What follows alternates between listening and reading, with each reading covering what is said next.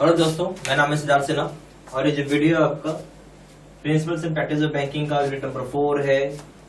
Return, inspections, windings up, mergers, उसका ये part 1 video है। और प्रॉपर जेआईबी का कोर्स करना तो मेरा फोन नंबर भी दिया हुआ है और इसी वीडियो के डिस्क्रिप्शन बॉक्स में पूरी डिटेल इन्फॉर्मेशन भी आपको मिल जाएगा। चलिए स्टार्ट करते हैं।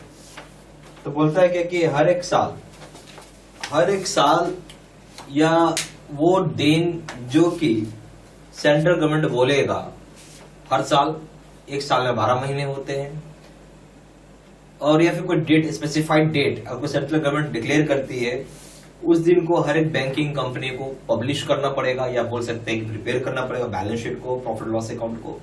और बेसिकली सारे काम एनुअली होते हैं, साल में एक बार होते हैं, ताकि आपको पूरा क्लियर कट आइडिया लग सके।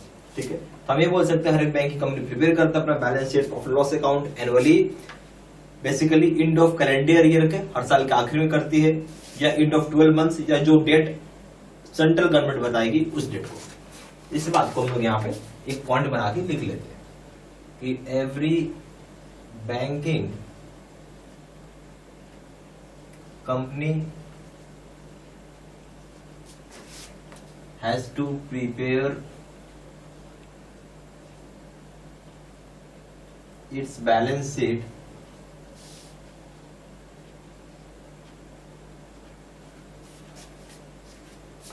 and profit and loss account annually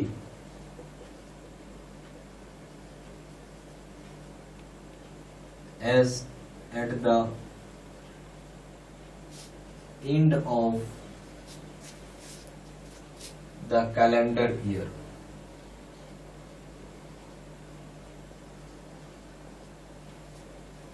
Or at the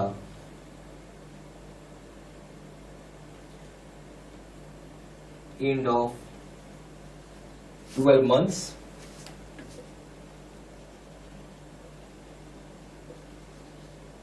or on a date notified by the central government.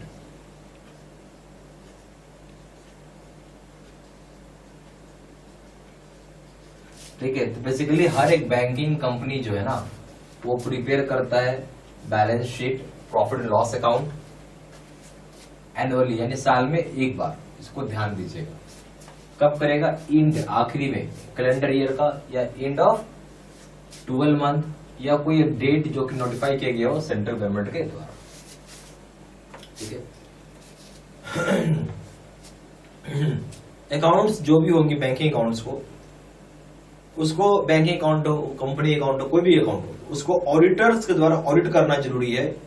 जो भी ऑडिटर्स होंगे वो ड्यूली क्वालिफाइड होते हैं ऑडिटर के लिए। जो भी ऑडिटर होते हैं ना, ऐसा नहीं कि कोई राज चलते वाला आदमी को उठा लोगे, कर लोगे आप। सीए होना चाहिए। ऑडिटर कौन होता है? चार्टर्ड अकाउंटेंट होता है।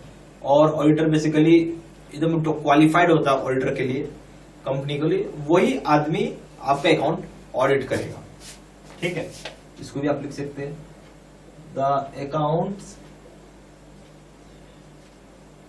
have to be audited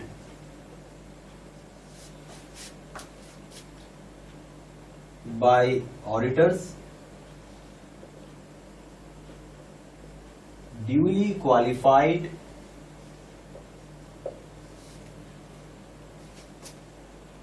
to be auditors of the company, to be auditors of companies। ठीक है, जो अकाउंट होता है उसको ऑडिट किया जाता है। कौन करेगा? तो ऑडिटर्स करता है, ये याद रखिएगा। अब उसके बाद जब ऑडिट हो गया, सब कुछ हो गया, तो अब आपका बनेगा balance sheet, profit and loss account और ऑडिटर रिपोर्ट। क्या बनेगी? 3 चीज, balance account, profit loss account और ऑडिटर रिपोर्ट। तो ये 3 कॉपी इसकी बनानी पड़ेगी आपको। 3 कॉपी बना के रिटर्न को, इसको क्या बोलते हैं? रिटर्न बोलते हैं। रिटर्न को बना के आपको सबमिट करना पड़ेगा रिजर्व बैंक ऑफ इंडिया के पास और रजिस्टर ऑफ कंपनीज के पास।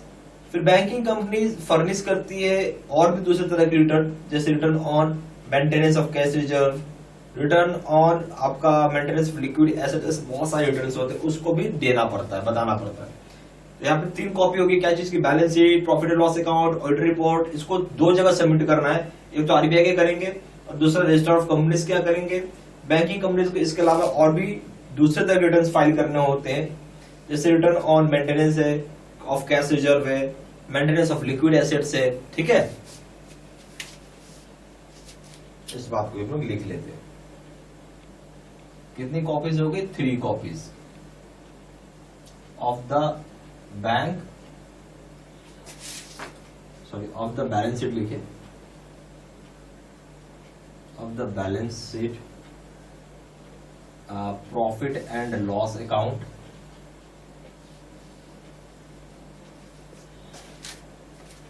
And auditors report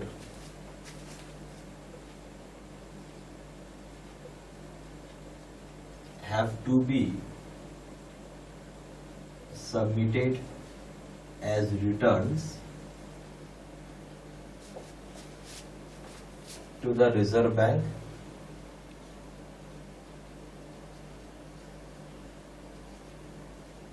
and to the Registrar of Companies.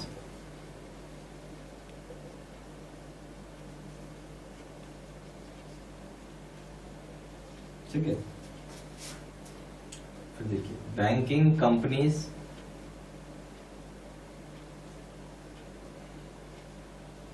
Have also to furnish other returns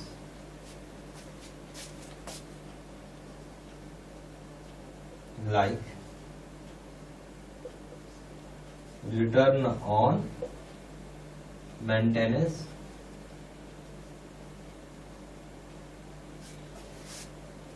of cash reserve,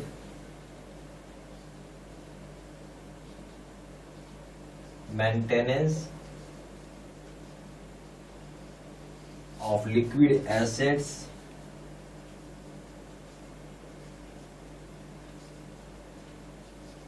etcetera. क्या बोलते हैं, 3 कॉपी जो होती है बैलेंस शीट का, प्रॉफिट लॉस अकाउंट का, ऑडिटर्स रिपोर्ट का, इसको सबमिट करना जरूरी है एज ए रिटर्न के रूप में रिजर्व बैंक के पास, ठीक है, और यह रजिस्टर ऑफ कंपनीज के पास। 2 जगह सबमिट करना होगा, एक तो हो गया रिजर्व बैंक को सबमिट करोगे और रजिस्टर ऑफ कंपनीज के पास। क्या क्या कॉपी, 3 कॉपीज आपको बना के भेजनी होगी। पहला है बैलेंस शीट, दूसरा है प्रॉफिट लॉस अकाउंट और तीसरा ऑडिट का रिपोर्ट, ठीक है। बैंकिंग कंपनीज को और भी रिपोर्ट फर्निश करनी पड़ती है, अदर रिटर्न्स बोल सकते हैं।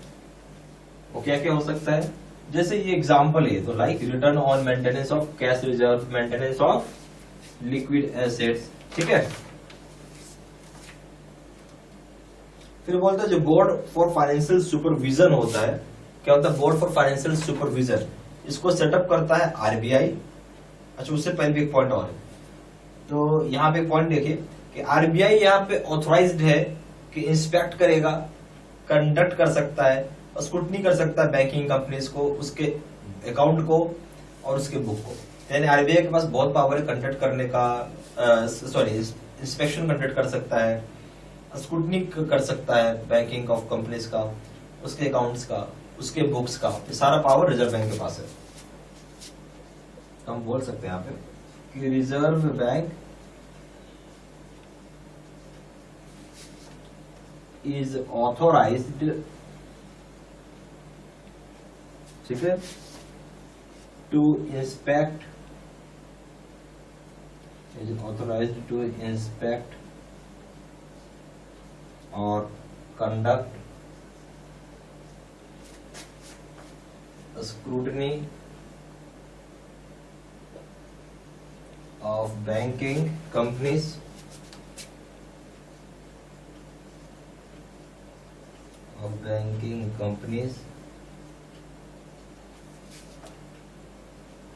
their books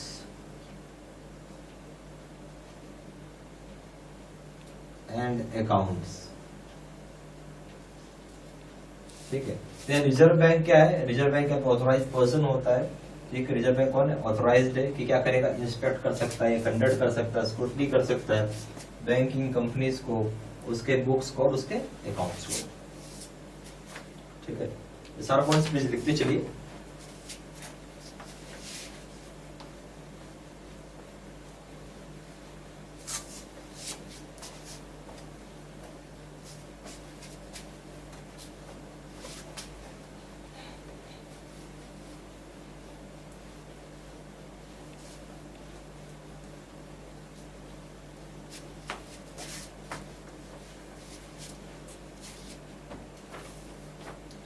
फिर यहाँ पे जो है बोल सकते हैं कि board for financial supervision setup किया है रिजर्व बैंक ने। किस लिए किया? स्टेचुअरी रेगुलेशंस को देखने के लिए जो फ्रेम किया जाता है रिजर्व बैंक ऑफ इंडिया के द्वारा, उसको सुपरवाइज किया जाए जो बैंकिंग कंपनीज के अफेयर्स को। यानी बोर्ड फॉर फाइनेंशियल सुपरविजन यानी BFS हम लोग बोलते हैं शॉर्ट फॉर्म पे, रिजर्व बैंक ने इसको स्टैब्लिश किया है, बनाया है स्टेचुअरी रेगुलेशंस के द्वारा।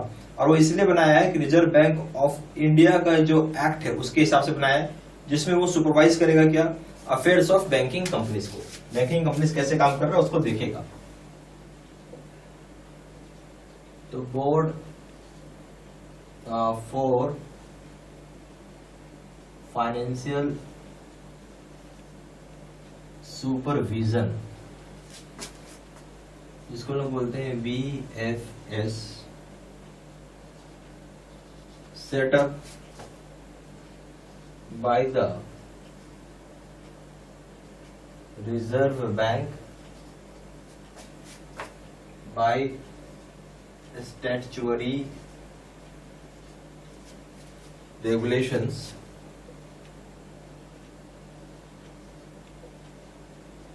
ठीक है, framed under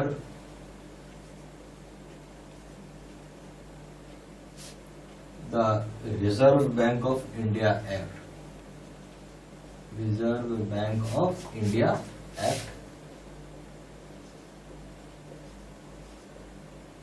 ठीक है, जिसमें क्या काम? इसको supervises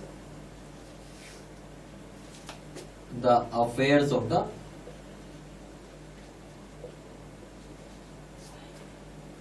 affairs of banking companies, banking companies. यहाँ बोलते हैं क्या? जो board for financial supervision BFS जो है, उसने ही जो इसको सेटअप करने वाला कौन है? Reserve bank of India. कैसे किया? स्टेचुअरी रेगुलेशंस के द्वारा, जो कि RBI एक्ट के हिसाब से बनाया है इन्होंने। और इसका काम क्या है? कि सुपरवाइज करना। क्या करेगा? सुपरवाइज करेगा जो अफेयर्स होता है बैंकिंग कंपनीज का। ठीक है, फिर बोलते हैं गवर्नमेंट जो होता है अंडरटेक कर सकता है या एक्वायर कर सकता है अंडरटेकिंग बैंकिंग कंपनीज को सर्टेन सर्कमस्टांसेस पे, अगर रिजर्व बैंक ऑफ इंडिया की रिपोर्ट के हिसाब से। तो रिजर्व बैंक ऑफ इंडिया ने कोई रिपोर्ट भेजा, रिजर्व बैंक ऑफ इंडिया क्या भेजा? कोई रिपोर्ट भेजा, किसको भेजेगा? भारत सरकार को भेजेगा। और उसमें ऐसा लगता है कि जरूरी है, या आप बोल सकते हैं कि मैंडेटरी है कि गवर्नमेंट को एक्वायर करना चाहिए उस तरह की बैंकिंग कंपनी, तो सरकार एक्वायर भी कर सकती है। ठीक है, RBI की सजेशन के ऊपर। इसको भी आप लिख सकते हैं कि गवर्नमेंट में acquire the undertakings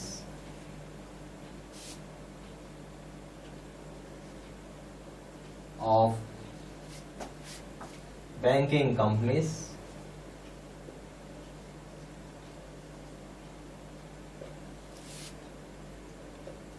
in certain circumstances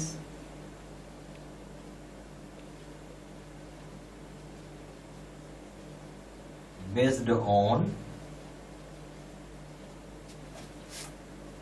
a report of RBI। तो बेसिकली गवर्नमेंट जो है एक्वायर भी कर सकती है बैंकिंग कंपनीज को कुछ सर्कमस्टांसेस के ऊपर, जो कि बेस्ड होगा रिपोर्ट ऑफ RBI के ऊपर। ठीक है, RBI की रिपोर्ट के ऊपर सब कुछ डिपेंड करता है।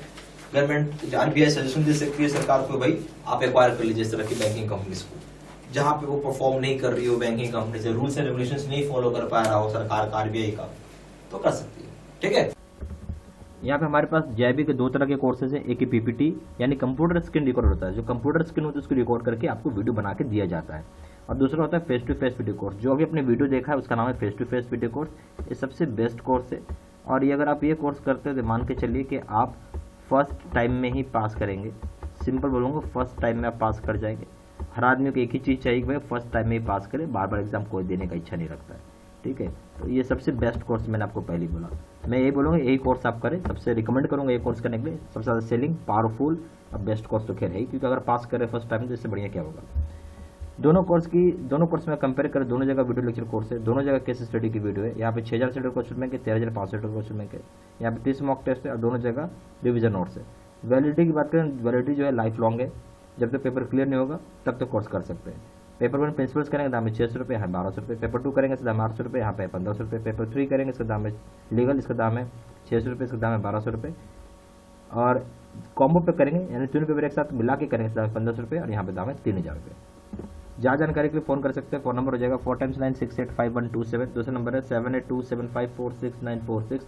वेबसाइट में जाकर डायरेक्टली ऑनलाइन ऑर्डर प्लेस कर सकते हैं। वेबसाइट हो जाएगा www.jibcibstudymaterial.com। ईमेल आईडी हो जाएगा seatsena3@gmail.com। ये सारी इन्फॉर्मेशन मैंने इसी वीडियो के डिस्क्रिप्शन बॉक्स में भी डाल दी है। ठीक है, थैंक यू वेरी मच।